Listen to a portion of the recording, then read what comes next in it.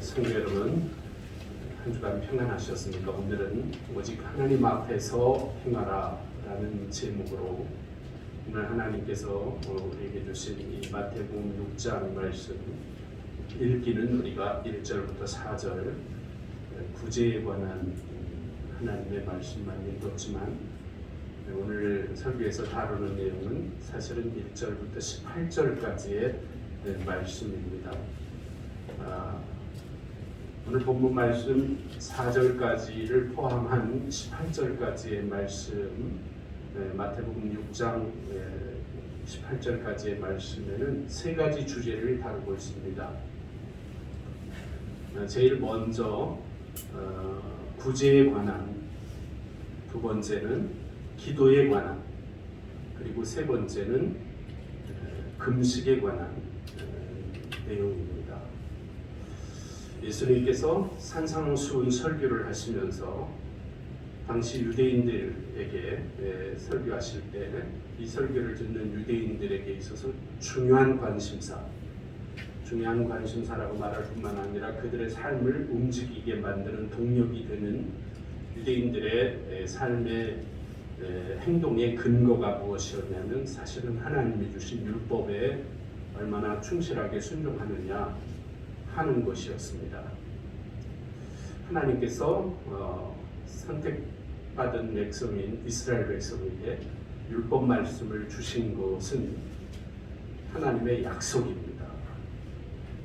그리고 이 율법을 주신 하나님의 더 깊은 뜻이 있었는데 예수님께서 이 산상수훈을 말씀하실 때 현실적으로 유대인들은 이 율법을 지키는 일에는 열심을 냈지만 그 율법을 하나님이 주신 목적과 이 율법을 우리가 행함으로 무엇을 이루어야 하는지에 대한 투철하고 명확한 깨달음이 없는 채로 그들의 관심사는 딱 한 가지였습니다. 다른 사람들에게 어떻게 보일까? 이걸 좀 확장한다면 다른 사람이 나를 어떻게 해야 나를 인정할까? 내가 인정받을 수 있을까? 하는 것이 유대인들의 관심사였습니다. 그렇게 율법을 지키는 것을 율법주의라고 말합니다. 하나님께서 이스라엘 백성들에게 율법을 축복과 선물로 주셨지만 율법주의자가 되라고 주신 것은 아닙니다. 결국 이 율법을 주시고 말씀을 언약을 주신 것은 이웃을 사랑하고 하나님을 사랑하라는 사랑의 초점이 맞춰져 있었지만 현실적으로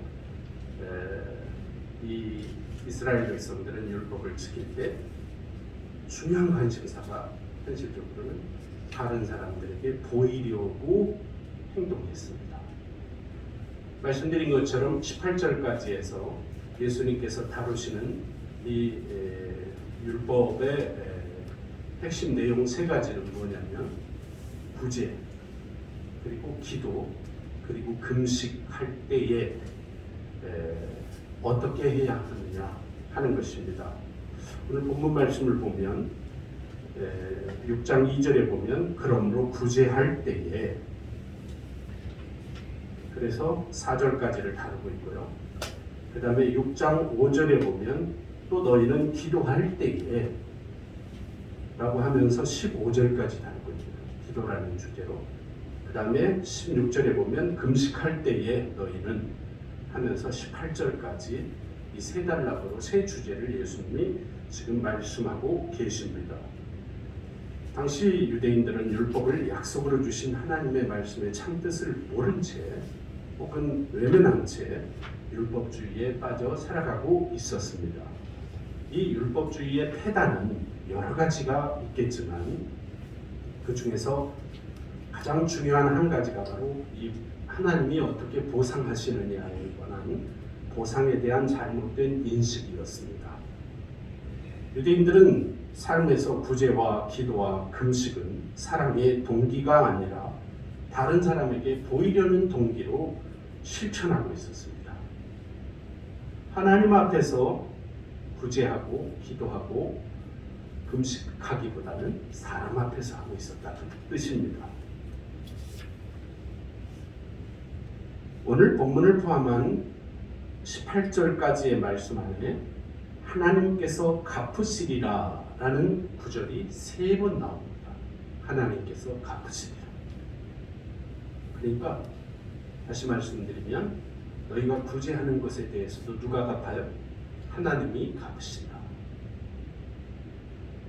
너희가 기도할 때에도 그 기도에 대해서도 누가 응답하시고 갚아주셔요? 하나님께서 갚으시리라.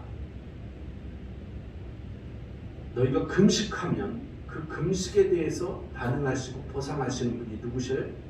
하나님께서 갚으시리라. 그래서 오늘 본문 말씀 1절은 이렇게 시작합니다. 1절은 28절까지의 3가지 구제와 기도와 금식에 관한 말씀의 총 주제입니다.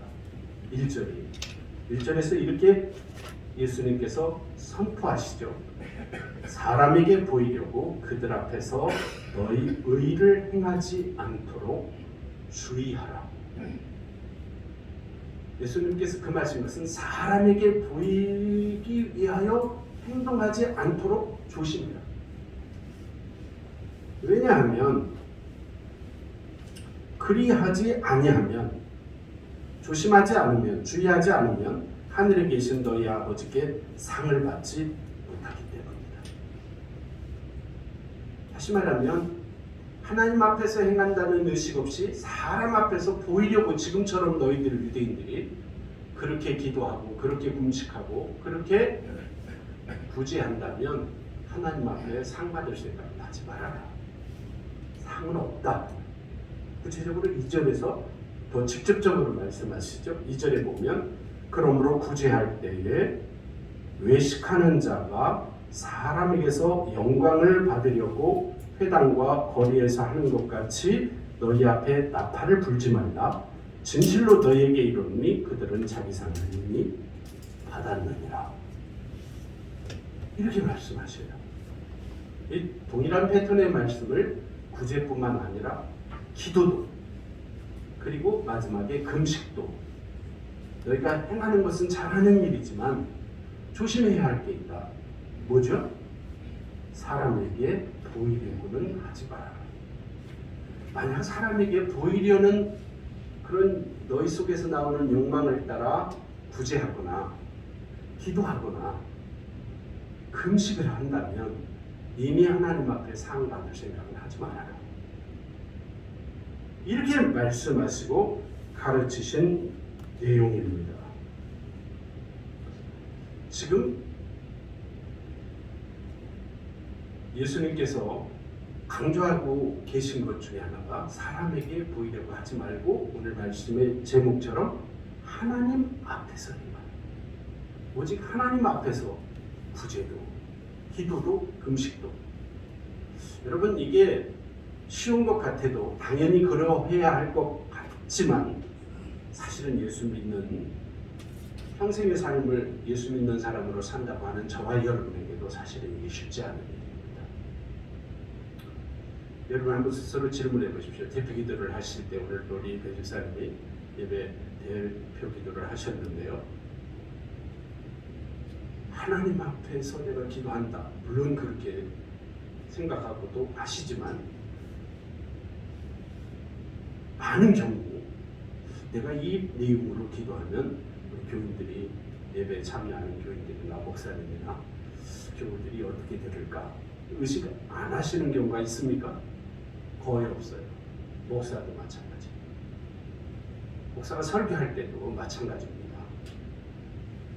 목회자에게 설교가 평생 스트레스이고 부담인 것 중에 하나는요, 교인들이 어떻게 들고 어떻게 반응할까 이거예요. 아무리 훌륭한 목사님도 여기에서 자유롭지 못한 것 같아요. 제가 보니까 어떤 목사님도 자유롭지 못해요. 이번 주 설교를 내가 이렇게 표현하면, 이 말씀에 대해서 이렇게 교인들에게 전달하면 교인들이 어떻게 들을까, 이거 의식하지 않고 세례 요한처럼 말씀 선포하고 예수님처럼 가르치고 이런 분이 없어요. 참 쉽지 않은 일입니다. 그래서 성도 여러분, 오늘은 구제에 관한 1절부터 4절은 구제에 관한 말씀인데요. 구제할 때에 내가 사람에게 한다. 사람 앞에서 한다. 내가 이 구제하는 것, 구제하면 얼마나 다른 사람 보기에 마음이 떳떳해. 그리고 내가 이렇게 구제하면 저 사람이 얼마나 좋아하고 저 사람이 기뻐할까, 감사할까. 이런 생각 안 하는 사람 누가 있어요? 다 하죠. 다 해요. 근데 예수님께서 뭐라고 말씀하시면 조심해라 하셨어요. 1절에서. 뭘 조심하라고요? 사람에게 보이려는 그 너희들 속에서 끌어오르는 욕망, 사람에게 보이면 좋겠다 라는 그 욕구, 은연중에 사람 앞에 자랑하고 싶은, 구제하고서도 내가 이만큼 구제했어요 나는 그래도 라고 드러내고 싶은, 자랑하고 싶은 그 너희 속에서 끌어오르는 욕망을 조심해라. 만약 그렇지 않고 하나님 앞에서 한다는 깨끗한 마음으로, 또 오늘 말씀의 제목처럼 보상을 기대하지 않고 저 사람이 내가 이렇게 구제하면 어떻게 나에게 보상할까, 응답할 것인가, 반응할 것인가 하는 것에 관계없는 깨끗한 마음으로 하지 않는 구제라고 하면 하나님 앞에서 상을 받을 수 없다. 만약 구제할 때 3절 4절의 표현대로 동네 사람들 누군가를 구제하면서 나 구제합니다 하고 나팔을 불었다고 하면 그 사람은 이미 하나님께 받을 상을 잃어버립니다. 자기 상을 이미 받았느니라 한 이 표현이 헬라어 원어로 읽어보면 하나님께서 지불하실 더 이상의 지불이 없다 그 뜻이에요. 그러니까 자기 상을 이미 받았다 그 말은 세상 사람들에게 이미 영수증을 받았다는 뜻이에요. 이미 받았느니라고 말이 영수증이라는 뜻이 있어요. 영수증. 여러분 우리가 물건을 사고 값을 지불하면 영수증을 받잖아요. 영수증 받으면 끝이에요. 더 이상 계산할 게 없는 거예요. 그렇죠? 자기 상을 이미 받았느니라.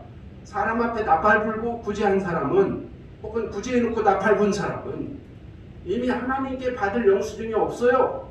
이 세상에서 사람과의 관계 거래가 끝났어요. 자기 상을 이미 받았느니라. 똑같은 말씀이 기도도 마찬가지예요. 5절부터 15절까지 있는 두 번째 단락의 주제인 기도. 너희가 기도할 때도 은밀한 중에 계신, 골방에 들어가서 골방문마저도 잠그고 은밀한 중에 계신 내 아버지께만 기도해라. 어떤 사람들처럼 내 사거리에 가서 막 손을 들고 머리를 쳐들고 눈을 부릅뜨고 하늘을 향하여 소리 지르며 기도하지 말고 골방 속에 들어가라. 모든 유대인들이 당시 그렇게 기도했는데 너희는 그렇게 기도하지 말아라. 너희가 내 제자가 되려면, 너희가 참 하나님의 백성이 되려고 한다면 너희는 그렇게 기도하지 말아라. 그렇게 기도하면 하나님 앞에 받을 상이 없다, 응답이 없다, 이미 끝났다 계산이. 골방에 들어가서 골방문까지도 잠궈라. 그리고 기도해라. 은밀한 중에 계신 네 아버지께. 금식도 마찬가지예요. 16절부터 18절에 있는 마지막 세 번째 단락의 주제인 금식할 때도 어떻게 하라고요?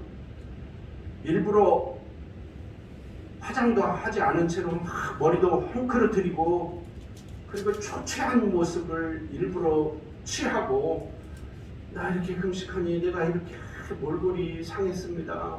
금식하느라고 제가 요즘 병이 들었습니다. 사람들이 이렇게 보이려는 의도로, 그렇게 너희가 만약 조금이라도 그런 생각을 가지고 금식했다고 하면, 혹은 금식하고 나서 누군가에게 난 40일 금식했습니다. 제가 금식을 얼마나 자주 하는 사람인지 아십니까? 하면서 드러내거나 그것을 자랑한다고 하면 그 사람은 이미 하나님 앞에 받을 상이 끝났다. 이미 자기 상을 받았느니라. 주제는 뭐냐면 1절로 다시 돌아가면 사람 앞에 보이려는 것을 조심하라, 주의하라는 것입니다. 구제든지 기도든지 금식이든지 결론은 뭐예요? 하나님 앞에서, 오직 하나님 앞에서 행하라. 이게 오늘 말씀의 핵심입니다. 성도 여러분, 이렇게 듣고 나면 참 쉽지 않죠. 쉽지 않은 거예요. 하나님의 자녀답게 산다는 게 하나님이 원하는 것이 무엇인지가 분명해져요. 이렇게 보면. 그렇죠? 분명해져요. 선명해져요. 성도 여러분, 믿는 사람이기 때문에 범하기 쉬운 대표적인 몇 가지 죄가 있어요. 믿지 않는 사람이었다면 범하지 않을 수도 있는 죄인데, 우리가 교회 다니고 믿는 사람이라고 하는 것 때문에 범하는 죄 몇 가지가 있어요. 첫 번째가 원망하는 죄예요. 원망이라는 게 뭡니까, 여러분? 이스라엘 백성들이, 출애굽한 이스라엘 백성들이 광야에서 그렇게 원망을 많이 했어요. 출애굽기를 읽어보면. 그렇죠? 그들이 범한 모든 죄의 공통적인 베이스 기본에는 뭐가 깔려있냐면 원망이 깔려있어요. 지도자 모세에 대한 원망, 우리를 하나님이 구원하셨다고 하면서 하나님 도대체 제거하시는 겁니까? 왜 이렇게 물도 없게 만듭니까? 음식이 왜 이렇게 형편없습니까? 왜 이렇게 적군이 우리를 구원하셨다면서요? 왜 애국 백성들이, 군사들이 우리를 홍해를 건너야 하는 이 순간에까지 출애굽했는데 왜 쫓아옵니까 도대체? 하면서 원망하죠.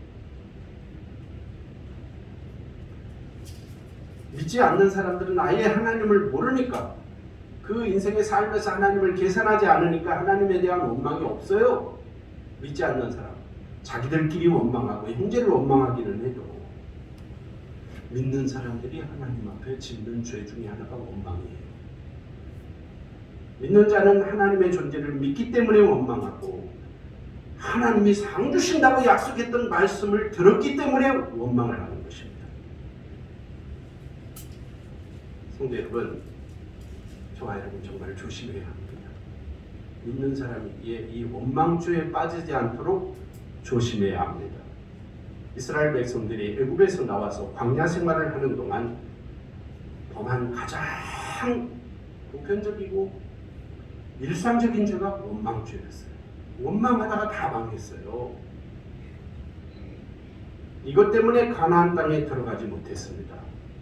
성도 여러분, 오늘 신앙인으로 이 세상을 살아가고 있는 저와 여러분도 똑같습니다. 저와 여러분의 영성을 무너뜨리고 저와 여러분의 믿음을 약화시키고 하나님으로부터, 은혜로부터 멀어지게 하는 대표적인 죄가 저와 여러분 속에서 마치 샘물 솟아나듯 솟아나 우리가 절제하지 않고 통제하지 않으면 그만 범하고 마는 평범한 죄가 뭐예요? 원망죄. 말로, 마음으로, 삶 속에서 감정으로, 미운 감정으로. 저와 여러분의 지난 한 주간에도 얼마나 많은 원망이 있었는지 한번 돌이켜보세요.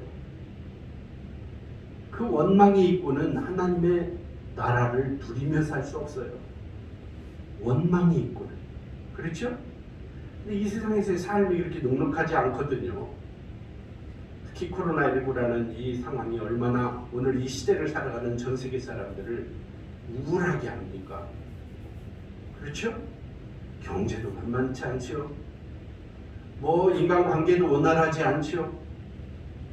게다가 삶의 형편이 녹록하지 않기 때문에 그냥 누가 툭 옆에서 잘못 건들기만 하면 툭툭 튀어나오는 게 뭐냐면 불평, 불만, 원망, 절망, 낙심, 이런 거예요. 성도 여러분, 이게 남 이야기, 어떤 뉴스에 나오는 특별한 몇 사람의 이야기만이 아니에요. 성도 여러분, 하나님의 백성다움이라는 게 뭡니까? 결국 이 원망을 극복해야 합니다. 지금 당장은 아니더라도 얼마든지 저와 여러분을 엄습해 올 수 있어요. 이 원망이라는 기운이.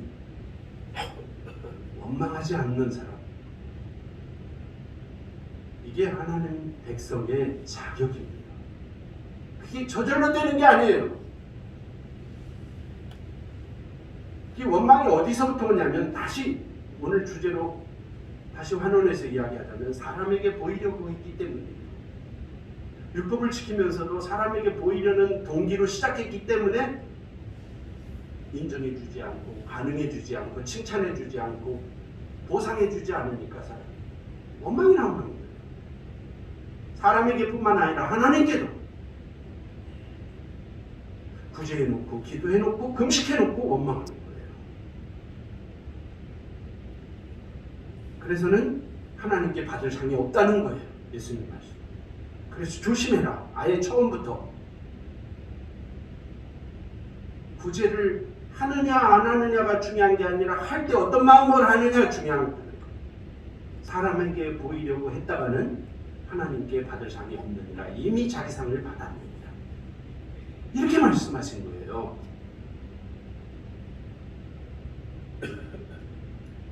두 번째 믿는 자가 짓는 죄는 교만죄입니다. 믿는 사람들은 특별히 신앙적인 교만함에 빠지기 쉽습니다. 그래서 마귀가 우리 성도들에게 너는 특별히 잘 믿는다. 또는 하나님께서 누구의 기도보다 너의 기도를 들으실 거야. 이렇게 우리 귀 속에 속삭일 수 있습니다. 이 속삭임에 우리는 자신이 마땅히 서야 할 자리를 잃어버린 채 우쭐하면서 한순간 교만의 나락에 빠지는 경우들이 얼마나 많은지 모릅니다. 이 교만이라는 것은 모든 사람에게 있는 가장 위험한 덫과 같은 죄악입니다. 위대한 어거스틴과 그의 제자의 일화가 기록된 책에 글이 있습니다. 어느 날 성 어거스틴의 제자가 어거스틴을 찾아와서 선생님, 기독교인으로서 가장 훌륭하고 높은 덕이 있다면 무엇일까요? 그랬더니 어거스틴이 겸손이다. 이렇게 대답했어요. 겸손이다. 겸손한 사람이 최고예요. 가장 훌륭한 사람. 두 번째 기독교인의 덕은 무엇일까요? 그랬더니 어거스틴이 또 똑같은 겸손이다. 첫째도 겸손이고 둘째도 겸손이다. 어거스틴은 기독교인의 가장 큰 덕이 첫째도 둘째도 겸손이라고 단호하게 가르쳤습니다. 아직도 우리들에게 해결도 되지 못한 우리 속에 교만이 얼마나 많은지 모릅니다. 성도 여러분, 인생을 살면서 한 계단만 내려앉으면 됩니다. 조금 높아지겠다고, 나를 조금 더 돋보이겠다고 합니다. 조금 별것도 아닌데 자랑하고 싶은 조그만 그 마음 때문에 하나님 앞에서 하나님이 가장 귀히 여기는 이 겸손을 잃어버리고 우리가 얼마나 하나님 보시기에 알량하게 교만에 빠지는지 모릅니다. 이것을 주의해야 합니다. 오늘 말씀을 보면 그렇잖아요. 어떤 사람이 구제를 하려고 한단 말이에요. 지금 구제라는 게 아무나 일상적으로 하는 게 아니잖아요. 여러분, 아무리 먹고 살 게 풍요로워도 더 잘 살고 싶고 더 누리고 싶고 더 부귀영화를 쌓아놓고 싶지. 은행에 갖다 저금하기는 쉬워도요, 내게 있는 것을 누구인가 나보다 가난하고 힘든 사람에게 나눠주는 일은 이거 쉬운 일이 아니에요. 어떤 사람이 어떤 동기에 있든지 내 걸 좀 나누어서 저 사람도 나와 같이 행복하게 살게 하고 싶다는 마음을 갖는 것 자체는 거룩한 일이에요. 그 사람이 예수를 믿는 사람이든지 안 믿는 사람이든지. 여러분, 뉴스 끝에 불우유뚝이 성금을 누가 400만 원 냈습니다. 누가 1000만 원 냈습니다. 어느 회사에서 1억 원을 냈습니다. 이거는 쉬운 일이 아니에요, 여러분. 물론 나라에서 소득공제 해줄 거예요. 네? 법적으로, 의무적으로 어느 정도의 규모가 되는 회사, 기업이면 그 사회를 위해 희생하고 헌신하도록 장려하고 독려하는 그런 구조도 있기는 해요. 있고 없고를 떠나서 내 것을 피땀 흘린 내가 버는 돈을, 내 재화를, 네? 내 시간을, 내 정성과 힘을, 내 물질을 다른 사람에게 나눠준다는 게 이런 게 여러분 쉽습니까? 쉽지 않아요. 그래서 이걸 나누는 사람은요, 자연스럽게 누가 알아줬으면 좋겠어요. 저도 그래요. 아, 목사님 훌륭하시네요. 어떻게 그렇게 그런 삶을 사세요? 하고 누가 인정해주면요, 인정 안 받았을 때보다 훨씬 더 힘이 나요. 네? 우쭐해지고 그냥 감격스럽고 감동되고. 여러분도 똑같을걸요. 난 죽자고 헌신하고 나 안 쓰고 안 먹고 나눴는데 아무도 안 나가지고 아무도 인정해주지 않고 칭찬도 없고, 게다가 어떤 사람은 아이고 주려면 좀 좋은 거 주지 이런 걸 줘? 하고 불평하면 여러분 어떠시겠어요? 네? 그게 다 똑같은 인간의 마음일 거예요. 그런데 예수님은 하나님 나라 백성이라고 하면 마태복음 5장부터 7장은 산상수훈이잖아요. 이게 하늘나라 백성의 마음, 하늘나라 백성의 하나님 나라 백성으로 살 사람들의 품성, 하나님 나라 백성이라면 그 마음자리가, 마음 씀씀이가, 그 삶이 어떠해야 할지에 관한 교훈이 마태복음 5장부터 7장이 산상수훈이거든요. 하나님 백성이라고 하면 일반적인 사람들이 그렇게 생각하듯이 사람 앞에서 행한다, 사람에게 보인다는 수준을 넘어야 합니다. 도리어 넘어야 한다는 말씀일 뿐만 아니라 사람들처럼 그렇게 사람 앞에 보이려고 행하려고 하는 욕구를 주의하라. 그 마음을 다스려라. 이렇게 말씀하셨다는 것입니다.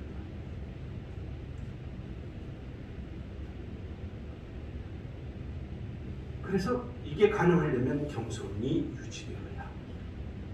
하나님의 은혜는 겸손이 유지될 때까지 은혜가 베풀어지는 것입니다. 저와 여러분 속에서 겸손이 무너지면 하나님의 은혜는 더 이상 주어지지 않습니다.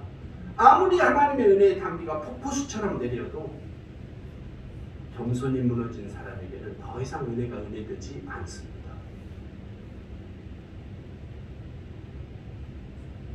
기독교인이 예수 믿는 사람이기 때문에 짓게 되는 세 번째 죄가 있습니다. 그것은 바로 위선과 외식입니다.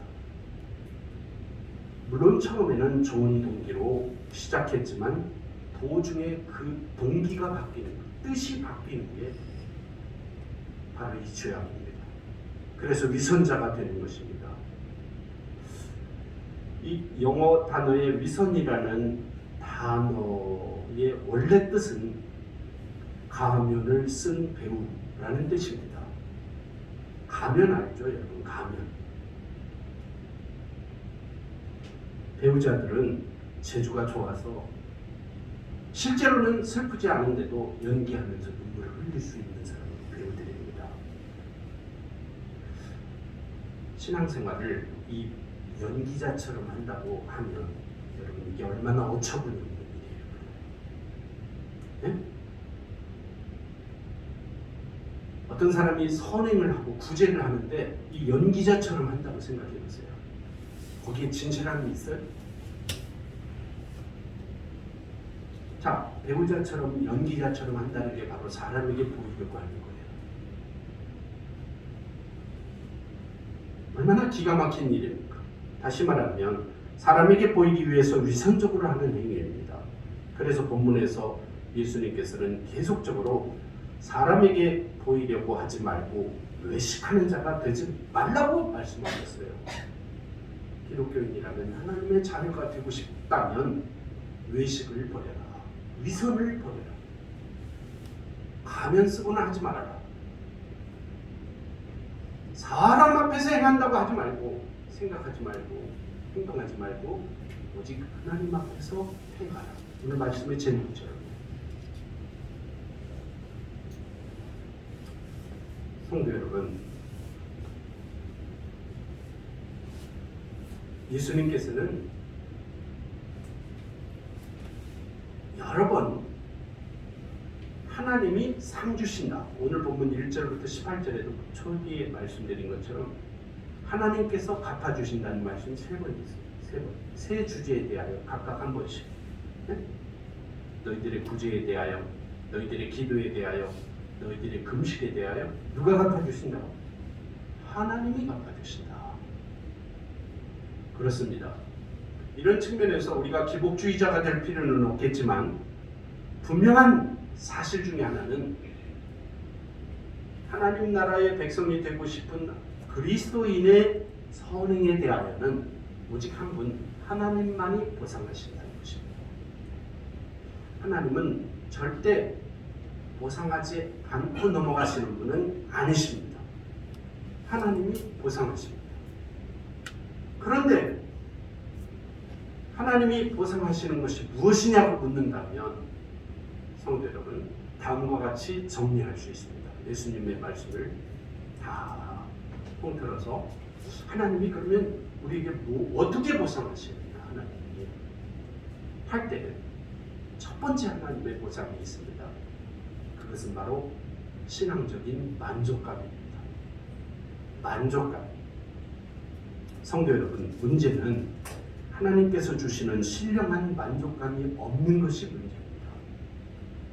구제를 하면서도 크리스찬이 기도를 하면서도 금식을 하면서도 이 만족감이 없는 사람은 자꾸만 그 마음이 방향이 달라져요. 처음에 좋은 동기로 시작했다가도 중간에 바뀌어요. 그 바뀔 수밖에 없는 이유가 뭐냐면 만족감이 없어서 그래요. 만족감이 없다 그 말은 하나님이 주시는 이 신앙적인 신비로운 만족감이 없어서 그래요. 자꾸 사람이 어떻게 반응할까?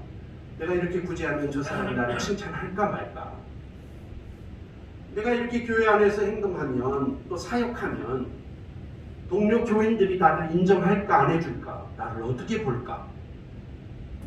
여기에 관심이 쏠리게 된다. 참된 성도, 참된 신앙에는 하나님께서 주시는 이 가장 큰 보상인 하나님이 주시는 신령한 만족감에 사로잡혀 살게 됩니다.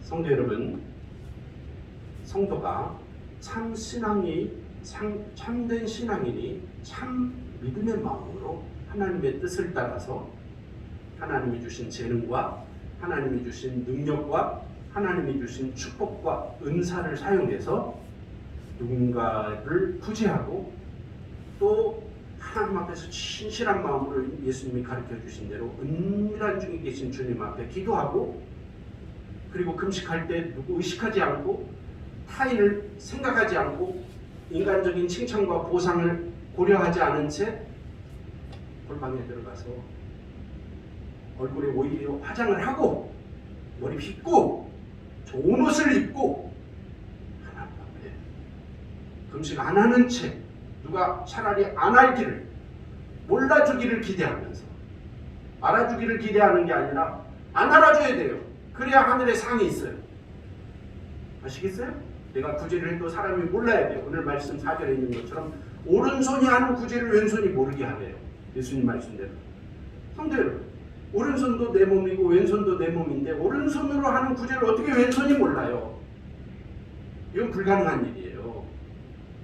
근데 그럴 정도로 하라는 거예요. 그럴 정도의 마음으로. 유대인들의 격언에 의하면 유대인들은 그래서 구제할 때 어떤 사람에게 뭘 줄 때 말입니다. 뒤돌아서서 준대요. 첫째, 내가 그 사람을 안 봐야 돼요. 인간이라는 게 보면 말입니다. 그 사람이 웃는지 이 물건을 받으면서 웃는지 좋아하는지 아닌지를 보면 상처가 돼요. 웃어야 되는데 안 웃어요. 네? 기도하고 막 받아가지고 감격하면서 막 엎드려 절을 하면 감사한데요. 뻣뻣이 서 있어 보세요. 아니, 주려면 좋은 거 주지 이런 걸 주나? 그 사람이 좀 덜 성숙해서 그럴 수도 있잖아요. 그러면 상처되는 거예요. 진짜 유대인들 중에는요, 실제로 유대인들이 구제할 때 물건을 타인에게 주는 법칙이 있었어요. 뒤돌아서 줘요. 내가 그 사람 안 보고, 두 번째 그 사람이 내가 누군지 모르게 하는 거. 나에게 이것을 준 사람이 누군지 모르게. 성경 예수님이 하신 말씀처럼 오른손이 하는 것을 왼손이 모르게 하는 게 있어요.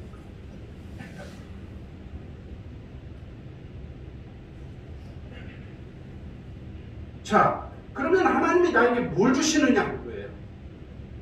그렇게 구제하고 그렇게 기도하고 그렇게 금식하는 신앙인에게 하나님이 주시는 가장 큰 축복이 뭐라고요? 만족감이라는 거예요. 만족감. 신앙적인 영적인 비밀로서의 만족감. 사람에게 뭘 받아서 만족이 아니에요. 사람이 어떻게 반응하는 거냐에 따른 만족감이 아니에요. 지금은 받는 게 없어요. 아무도 몰라야 더 좋아요. 오히려. 왜냐하면 저 영생의 세계에서 하나님이 하나님의 나라에서 영적으로, 물질적으로가 아니라 영적으로 나에게 풍요롭게 주시는 그 충만한 만족감, 그것이 하나님의 보상이라는 거예요.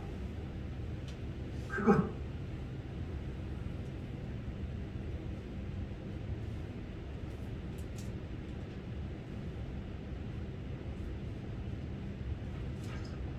본문 말씀에서 은밀하게 구제하는 사람의 진정한 능력이란 바로 그리스도와 동행하는 마음, 그리스도의 역사에 동참했다고 하는 기쁨으로 인한 만족감.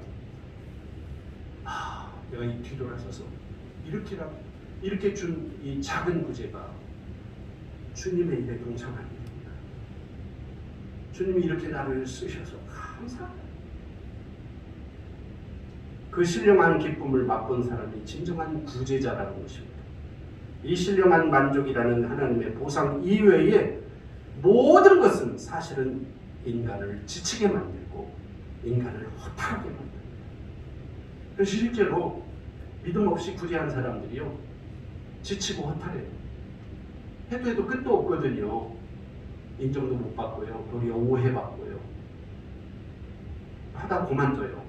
그만둘 뿐만 아니라 깊은 허탈감에 우울증에 걸리기도 해요.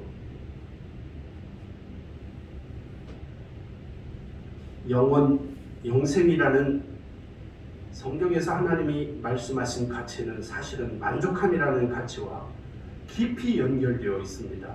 만족은 충만한 기쁨입니다. 더 이상 바랄 것이 없는 온전함입니다. 성령 충만이라는 말씀이 성경에 있죠.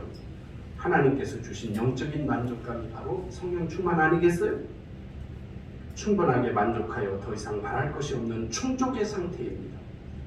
진정한 구원을 경험한 다윗은 저와 여러분이 그렇게 익히 잘 알고 있는 시편 23편에서 찬양하죠. 그 만족의 기쁨을 찬양합니다. 여호와는 나의 목자시니 내게 부족함이 없으리로다. 그가 나를 푸른 풀밭에 누이시며 쉴만한 물가를 인도하시는도다. 내 영혼을 소생시키시고 자기 이름을 위하여 의의 길로 인도하시는도다. 내가 사망의 음침한 골짜기로 다닐지라도 해를 두려워하지 않을 것은 주께서 나와 함께 하시니라. 주의 지팡이와 막대기가 나를 안위하시나이다. 주께서 내 원수의 목전에서 내게 상을 차려주시고 기름을 내 머리에 부으셨으니 내 잔이 넘치나이다. 내 평생의 선하심과 인자하심이 반드시 나를 따르리니 내가 여호와의 집에 영원히 살리로다. 이게 만족감입니다. 성도 여러분, 저와 여러분에게 이 하나님의 보상으로서의 만족감으로 충만하시길 바랍니다. 충만하시길. 두 번째 하나님의 보상은 더 큰 것을 허락해 주신다는 거예요.